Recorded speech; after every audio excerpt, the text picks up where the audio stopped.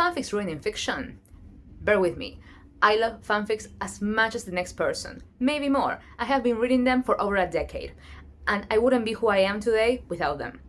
However, I have noticed, as have many others, a certain problem. I'm talking about the application of stuff that is perfectly normal in fanfics to original works of fiction. Specifically, I'm talking about tropes. What are tropes? Enemies to lovers, best friends to lovers, or Grumpy and Sunshine, to name a few examples.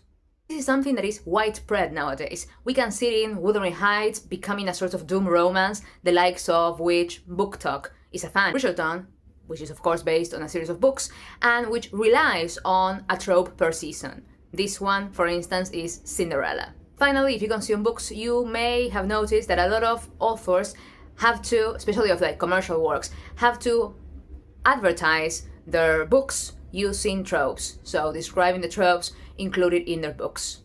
You may be asking yourselves, is this new? Not really. Tropes have been around for a really long time and they are perfectly common in fiction.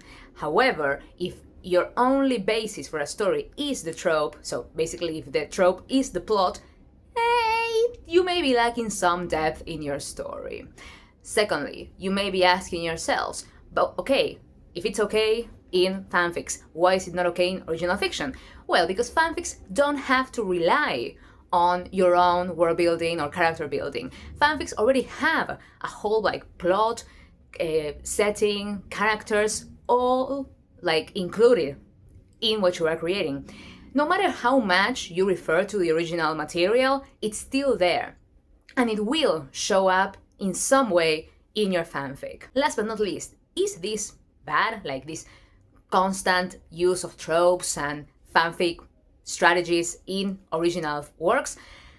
Yes and no. On the one hand, it's not bad because what you produce is still entertaining and has value. In my opinion, art has value as long as it satisfies something in the people consuming it. But if it lacks a certain depth, for example, because it relies too much on tropes, then I am afraid it might affect the ability of that work to foster critical thinking or to foster media literacy, because it may challenge the reader or the viewer less. And in a world where media literacy and critical thinking have become incredibly important skills, I cannot ignore the fact that maybe this tendency to make original works more similar to fanfics may not be the best one.